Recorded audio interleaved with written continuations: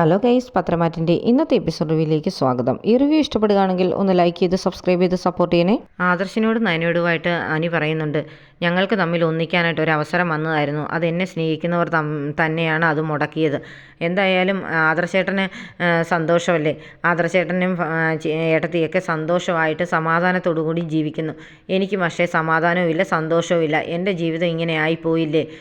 അതുകൊണ്ട് ഇതിനെക്കുറിച്ച് സംസാരിക്കാനാണ് നിങ്ങൾ എന്നെ വിളിച്ചിരുന്നെങ്കിൽ ഞാൻ ഒരിക്കലും ഇങ്ങോട്ട് വരത്തില്ലായിരുന്നു എന്ന് പറഞ്ഞ് ബൈക്ക് എടുത്ത് അങ്ങ് ഓടിച്ചു പോവുകയാണ്. അപ്പോൾ ആദർശ് പറയുന്നുണ്ട്, അവൻ ഒരുപാട് സങ്കടമുണ്ട്, അവനെ അതുകൊണ്ട് പറഞ്ഞ് തിരുത്താനൊന്നും പറ്റുമെന്ന് തോന്നുന്നില്ലെന്ന്. ഇവരുടെ അടുത്തുനിന്ന് ചെല്ലുന്ന അതിന് നേരെ ചെന്ന് പോലീസ് സ്റ്റേഷനിൽ ഇങ്ങനെ ഹെൽമെറ്റൊക്കെ ഇട്ട് നിൽക്കുകയാണ്. അപ്പം നന്ദു അങ്ങോട്ട് കയറി വരുന്നുണ്ട്.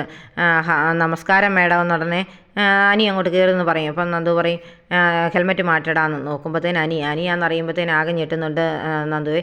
അപ്പോൾ ബാക്കിയുള്ള പോലീസുകാരെല്ലാം അകത്തേക്ക് അങ്ങ് കയറിപ്പോവും. അന്നേരം നന്ദു പറയും, എന്താ അനി ഇങ്ങനെയൊക്കെ?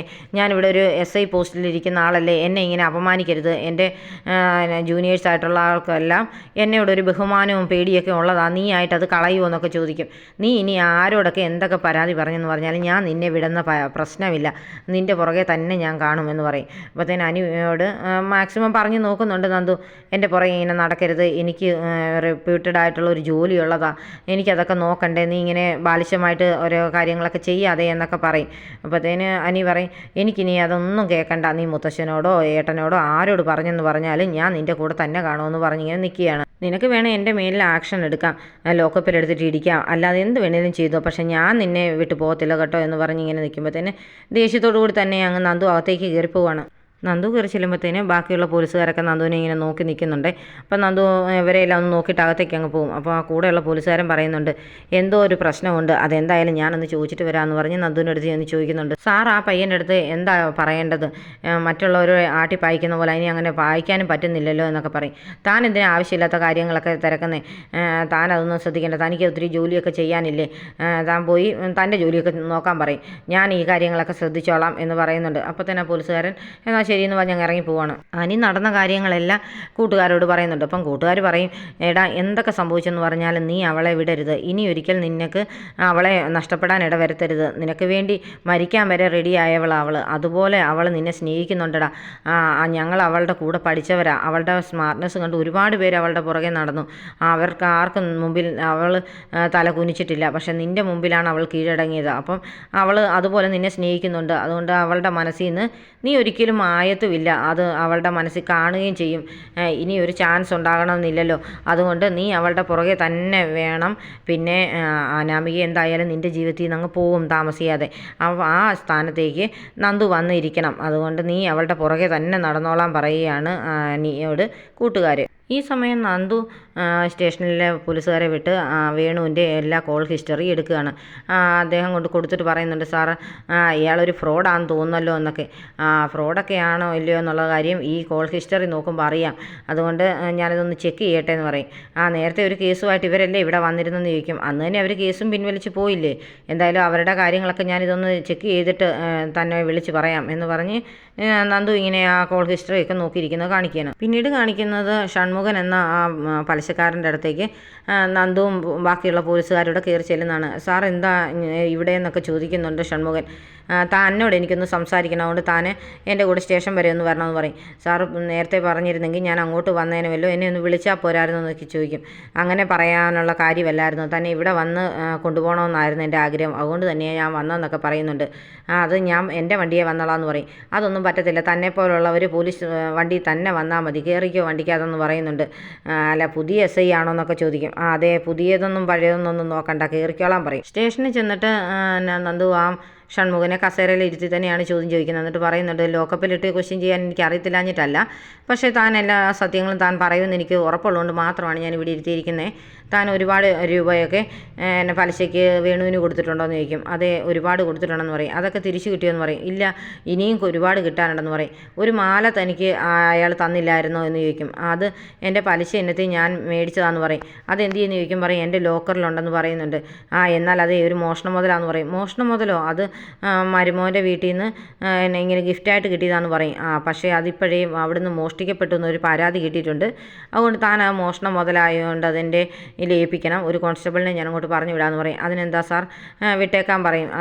അയാൾ പിന്നെ അങ്ങ് പോകുന്നത് കാണിക്കുകയാണ്. നന്ദും പോലീസുകാരോടെ പിന്നീട് വേണുവിൻ്റെ വീട്ടിലേക്ക് ചെല്ലുകയാണ്. രേവതി അവരെ കണ്ടു കഴിയുമ്പോഴേ വേണുവേട്ടാ അതേ പോലീസെന്ന് പറഞ്ഞ് അകത്തേക്ക് അലറി വിളിച്ചൊക്കെ പറയുന്നുണ്ട്. വേണു പുറത്തോട്ട് വന്നിട്ട് പറയും, ഇതെന്താ ഇവിടെ നിന്ന് ആർക്കറിയാമെന്ന് പറയും. ഇവരെ നന്ദു അകത്തേക്ക് കയറി വന്നു കഴിയുമ്പോഴത്തേന് രേവതി ചോദിക്കുന്നുണ്ട്, എന്താ മോളെന്ന്. മോളോ എന്ന് ചോദിക്കും. ഉടനെ വേണു ചോദിക്കും, അതല്ല എന്താ മാഡം എന്ന് ചോദിക്കും.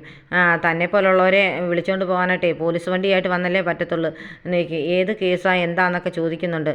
ഒരുപാട് കേസുള്ളതുകൊണ്ട് തനിക്ക് അറിയത്തില്ലായിരിക്കും, എന്തായാലും താനൊന്ന് വാ, പോലീസ് സ്റ്റേഷനിൽ വന്ന് ക്വസ്റ്റ്യൻ ചെയ്യാനുണ്ടെന്നൊക്കെ പറയും. ഉടനെ രേവതി പറയുന്നുണ്ട്, എന്തെങ്കിലും പ്രശ്നമുണ്ടെങ്കിൽ മോളെ അത് പറയാവുന്നതല്ലേ ഉള്ളൂ എന്നൊക്കെ പറയും. അതൊന്നും എനിക്ക് കേൾക്കണ്ട, നിങ്ങൾ നേരെ വണ്ടിയെ കയറാൻ പറഞ്ഞ് പിന്നെ വേണുവിനെയും വിളിച്ച് വണ്ടിയെ കയറി അങ്ങ് പോവുകയാണ്. രേവതി അനാമികയെ വിളിച്ച് കാര്യം പറഞ്ഞെന്ന് തോന്നുന്നു. അനാമിക അങ്ങ് ബഹളമാണ് അനന്തപുരിയിൽ. അവൾ മനഃപൂർവ്വം ചെയ്തത്, എൻ്റെ അച്ഛനെ അറസ്റ്റ് ചെയ്തിരിക്കുന്നത് കള്ളക്കേസ് കൊടുക്കാനായിട്ടല്ലേ ഈ ചെയ്തിരിക്കുന്നതൊക്കെ പറഞ്ഞ് ബഹളം വെക്കുകയാണ്. അപ്പം ദേവയാനിയും ജലജയും ജാനകിയും അതുപോലെ അജയനും ഇരിപ്പുണ്ട്. അപ്പോൾ അജയൻ പറയുന്നുണ്ട്, എന്താണ് കേസെന്നുള്ള കാര്യമൊക്കെ പിന്നെ നമുക്ക് ചോദിച്ചറിയാമല്ലോ എന്ന്.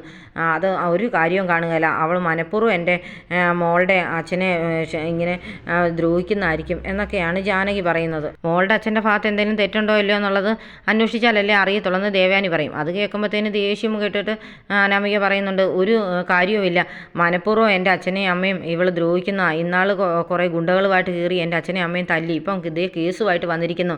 ഇങ്ങനെ ഓരോരോ പ്രശ്നങ്ങളുണ്ടാക്കി എന്നെ ഇവിടെ നിന്ന് ഇറക്കി വിട്ട് കഴിഞ്ഞാൽ പിന്നെ അവൾക്കിങ്ങോട്ട് കയറി വരാമല്ലോ, അതിനുവേണ്ടി മാത്രം അവൾ ഈ ചെയ്യുന്നത്. സ്വന്തം ഭർത്താവ് ഒരു കുടുംബത്തിന് ചേരാത്ത കാര്യങ്ങൾ ചെയ്തതിൻ്റെ കലിപ്പിലല്ലേ നയന. അപ്പോൾ അതിന് പകരം വീട്ടാനായിട്ട് അവൾ അവിടെ അനിയത്തിയെ കൊണ്ട് ഈ വീട്ടിൽ പ്രശ്നം ഉണ്ടാക്കിക്കാനാണ് എൻ്റെ അച്ഛനെ അറസ്റ്റ് ചെയ്തുകൊണ്ട് പോയെന്നൊക്കെ പറയും. അത് കേൾക്കുമ്പോഴത്തേന് ദേവയാനി അങ്ങ് എഴുന്നേൽക്കുന്നുണ്ട്. എൻ്റെ നയനെ മോളെ ഒന്നും പറയണ്ട, നയനെ ഒരു തെറ്റും ചെയ്തിട്ടില്ല എന്നൊക്കെ പറയും. അത് കേൾക്കുമ്പോഴത്തേന് ശരിക്കും അനാമിക അങ്ങ് ഞെട്ടുന്നുണ്ട്, നയനെ സപ്പോർട്ട് ചെയ്ത് സംസാരിച്ചല്ലോ എന്ന്. അപ്പം ജാനകിയും പറയും, പിന്നെ എന്ത് ഇവൾ ഈ ചെയ്യുന്നത്, എൻ്റെ മരുമോളുടെ അച്ഛനെയും അമ്മയും കുറേ നാളായില്ലേ ഇവൾ ദ്രോഹിക്കാൻ തുടങ്ങിയിട്ട് എന്നൊക്കെ പറയും. അപ്പം അജയനും പറയുന്നുണ്ട്, എന്താണ് കേസെന്നുള്ള കാര്യം ആദ്യം അറിയട്ടെ, ഇപ്പോൾ താമസിയാതെ അറിയാമല്ലോ, എന്ത് ഉണ്ടെങ്കിലും നമുക്ക് വേണമെങ്കിൽ ഇവർക്കെതിരെ കേസ് കൊടുക്കാൻ പറ്റുമല്ലോ, അതുവരെ അങ്ങനെ ചെയ്യുക, അല്ലാതെ എന്ത് ചെയ്യാനാന്നൊക്കെ ചോദിക്കും. അപ്പോഴത്തേന് അനാമിക പറയും, എനിക്കറിയാം എന്ത് ചെയ്യണമെന്ന്, എല്ലാവരും കൂടി എന്നെ ഇവിടുന്ന് പറഞ്ഞു വിടാനാണ് നോക്കുന്നത്. ഇങ്ങനെ എന്നെ ദ്രോഹിക്കാൻ ഒക്കെ ചെയ്തു കഴിഞ്ഞാൽ പിന്നെ എൻ്റെ മരണത്തിന് ഉത്തരവാദിയായിരിക്കും അവളെന്നൊക്കെ പറഞ്ഞ് ദേഷ്യപ്പെട്ട് അകത്തേക്ക് കയറി പോവുകയാണ് അനാമിക. അന്നേരത്തേന് ജാനകിക്ക് അങ്ങ് സങ്കടം വരും. എൻ്റെ കുഞ്ഞിവിടെ കയറി വന്നപ്പം തൊട്ട് ഇവരെല്ലാവരും കൂടി അവളെ വിഷമിപ്പിക്കുന്ന മാത്രമേ ചെയ്യുന്നുള്ളൂ എന്നൊക്കെ പറയും. അപ്പോൾ അജയൻ പറയുന്നുണ്ട്, നിൻ്റെ മരുമോളും അവരുടെ വീട്ടുകാരും അങ്ങ് നേരായ വഴിക്ക് നടക്കുന്നതെന്ന് എനിക്ക് തോന്നുന്നില്ലെന്ന്, അല്ലേലും അജയേട്ടൻ അങ്ങനെ പറയത്തുള്ളൂ എന്നൊക്കെ പറഞ്ഞ് ജാനകി അങ്ങ് ദേഷ്യപ്പെടും. നീ ഒന്ന് കൂടുതൽ പറയണ്ട, അവരുടെ കള്ളത്തരങ്ങളൊക്കെ താമസിയാതെ പുറത്തു വരും, അന്നേരം നിനക്ക് മതിയായിക്കോളൂ എന്ന് പറഞ്ഞിട്ട് അജയൻ അങ്ങ് അകത്തേക്ക് അങ്ങ് പോകും. ഈ സമയം നയനെ ആദർശയുടെ നന്ദുവിനെ കാണാനായിട്ട് സ്റ്റേഷനിൽ ചെന്നിട്ടുണ്ട്. അപ്പം നയന പറയുന്നുണ്ട്, മോളെ ഇതിലും വലിയ തെറ്റുകൾ ഇവർ ചെയ്തിട്ടുള്ളതല്ലേ എന്ന്. അപ്പോൾ അത് കേട്ടുകൊണ്ടിരിക്കുന്ന ആദർശ് പറയുന്നുണ്ട്, എനിക്കിപ്പോൾ ശരിക്കും ദേഷ്യം വരുന്നത് നിങ്ങളോടാണ്.